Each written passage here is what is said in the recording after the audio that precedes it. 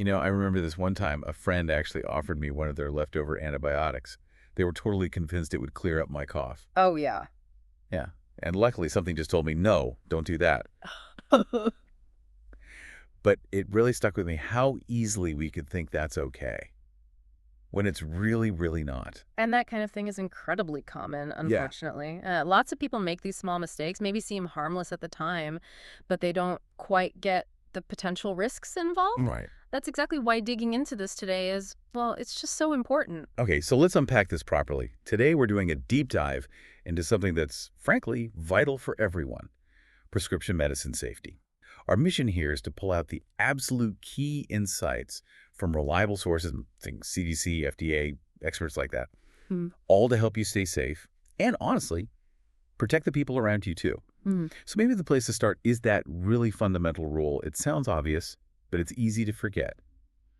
You should only ever take medicines that are prescribed specifically for you and at the exact dose your doctor recommended. Mm. But let's get into the why. Why is this seemingly simple rule so absolutely critical?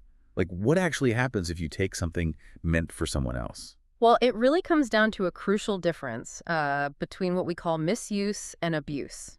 They sound similar, but they're not the same. Okay. Misuse means, taking the wrong dose, maybe taking it more often than prescribed, or, like in your friend case, using medicine that wasn't prescribed for you at all. Abuse is different. That's using it intentionally to get high. Got it. And even if your symptoms seem exactly the same as someone else's, you just should never share prescriptions.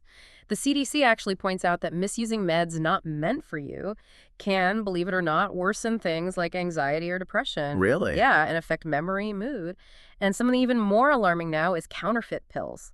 They can look identical to the real thing, but they might contain incredibly dangerous substances, like fentanyl. Even one fake pill can be fatal. The Partnership to End Addiction really hammers this home.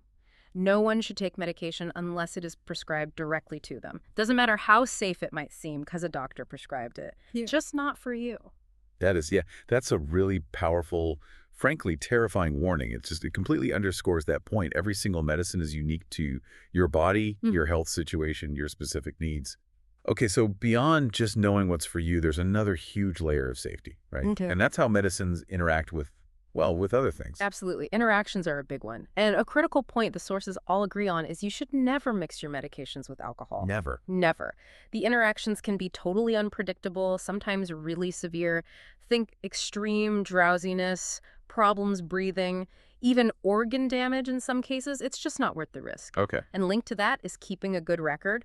Maintain a complete, up-to-date list of everything you take. Everything means. Literally everything. Prescriptions, of course, but also over-the-counter meds, vitamins, herbal supplements, you name it. Keep that list current. And then what? Share it. Share it with your doctor. Share it with your pharmacist. They are your go-to trusted resources for checking interactions, not, a random search online. That really makes you think, doesn't it? Like in your daily routine. Have you ever stopped to consider if, say, your allergy medicine might clash with that new vitamin C supplement you started taking? Yeah. It's probably something many of us just don't even think about. Okay, so it's not just about what you take or what you mix it with, but also where and how you actually keep these medicines at home. Let's talk about safe storage. Crucial. Yeah, so the advice is always keep medicines in their original bottles or packets, right? Lid on tight. Original containers, tightly sealed. And store them somewhere secure, like a locked cabinet, maybe a lockbox. Needs to be cool and dry, and this is key. Out of reach and sight of children and pets. And, if you have kids, modeling these safe habits yourself is also really important. Definitely. And part of that safety is regularly cleaning out medications you don't need anymore. Getting rid of unwanted, unneeded, or expired meds is honestly your first line of defense against accidental poisoning or even intentional misuse by someone else in the house. So how do you do that safely? You can't just toss them in the bin, right? Right. The absolute best options are drug take-back programs. Look for DEA events. Maybe your local police station has a drop box. Some pharmacies have kiosks now, too. Or you can sometimes get prepaid mail-back envelopes. Okay, but what if those aren't easy to get to? What about disposal at home? Okay, so at-home disposal needs care. Flushing down the toilet. Only if the medicine is specifically on the FDA's flush list. And why only those? Things like fentanyl patches, for example. They still contain powerful medicine even after they're used, so flushing prevents accidental exposure. But for most other medicines, no, don't flush them. Wastewater systems aren't designed to filter them out. So for everything else, the trash. Yes, but with a specific method. Take the pills out of their bottles. Mix them with something really unappealing, like used coffee grounds, dirt, cat litter. Put that whole messy mixture into a sealable bag or container, then put it in your household trash. Ah, okay. Makes it less likely someone would retrieve it. Exactly. And before you throw out the empty bottle or packaging, make sure you scratch out or remove all your personal information. Privacy matters too.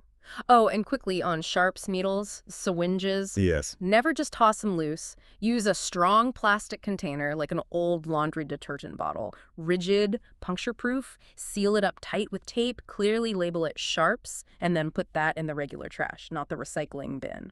Got it. This covers so many common situations.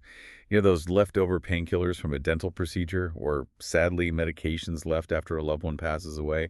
These safe disposal methods are exactly what you need for those times. All right, let's try a quick quiz, see if we've nailed this down.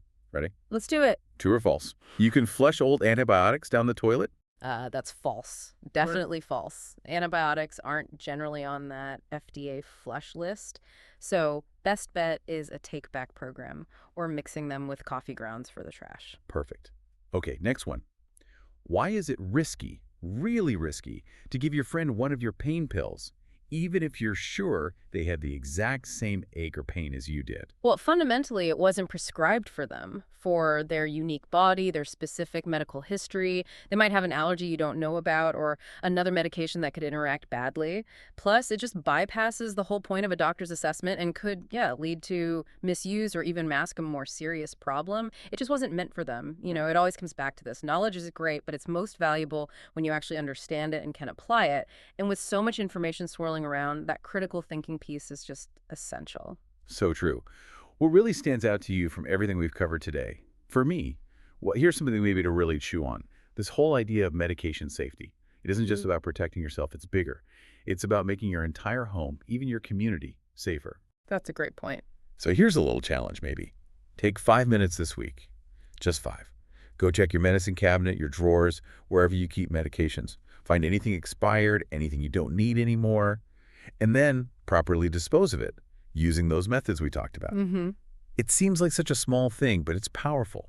It directly helps prevent potential misuse, accidental overdoses, and it even contributes to broader safety efforts, things like suicide prevention, where access to means is a factor. It's just a small act, but honestly, it can have a really profound impact.